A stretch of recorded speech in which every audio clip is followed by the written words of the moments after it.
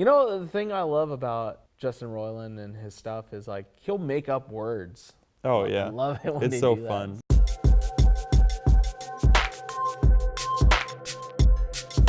Hey, welcome back to What the Plot, and today I am hosting with Graham. and we are going to take a look at the trailer of Solar Opposites, which is going to be featured on Hulu. It's going to be a Hulu original. Cool. Let's go for it. Let's do it. Let's watch this thing. That must be Morty. From Justin Roiland, the co-creator of Rick and Morty, comes a series about a family trying to fit in on a strange new world. Wait! We can't park here! There's street cleaning tomorrow! It's saying the plot.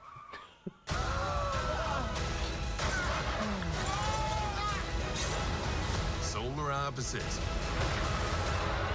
Now let's get out of here before we get arrested for all this shit. All episodes May 8th on Hulu. Looks good. Well, let's not ignore the obvious. It's by Justin Roiland, and he is better known as the creator or co-creator of Rick and Morty. I mean, some of the characters feel very similar, and that guy in the black cape with the green diamond. You think know, he's going to be kind of it's- more of a Rick? Yeah, just like and I know it's all voiced by Justin. It just feels like it's such similar characters living in the same universe. I think you had mentioned maybe a crossover episode eventually.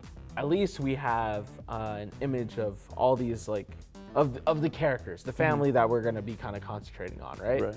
So they escaped their planet and they came to Earth, and now they're like, ah, shit, there's humans here, right? And now they're just kind of like trying to live a normal life. And character-wise, we have like two kind of adult-ish aliens. I mean, I'm only going by height, height differences. Right. Because there's one that's like kind of like being cradled, like almost a baby character, but then it was called something else, the pupa or whatever. If they even are related by family, blood, or whatever, because I wonder aliens, so I have no idea. But it also doesn't seem like there's any real gender in terms of, let's say, a mother and father, right? Because it seems like the two tall alien dudes are dudes. You can only tell by clothing. Yeah. And make guesses. Yeah. And I think like it looks like they're trying to be normal. Like the girls, it looked like they were in school or something, but at the same time, there were kind of adventures like Rick and Morty has. So trying to be normal and fit in, but at the same time, they're still going on adventures or getting into trouble, or maybe that is part of them trying to fit in. Maybe things from their old planet are affecting them still or something. I don't know. Well, the kind of formula for Rick and Morty is that their adventures kind of like play with like interdimensional travel, right?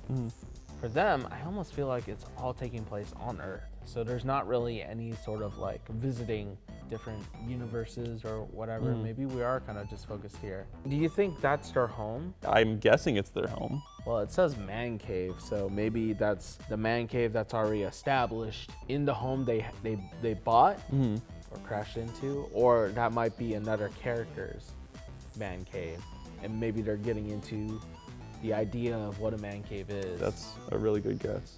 But I think you are right when you said most of their stuff is going to be happening on Earth. I mean, I don't know about this one. This one doesn't look very earthly, but everything else for the most part looks like problems that they're solving on Earth, whether they create them or they're dealing with them.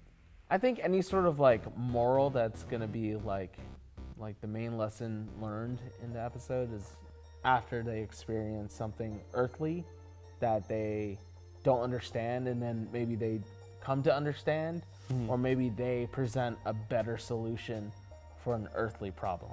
Do you think it's going to be deep like Rick and Morty, where it's a little bit deeper than most just average adult shows or adult cartoons that we watch nowadays?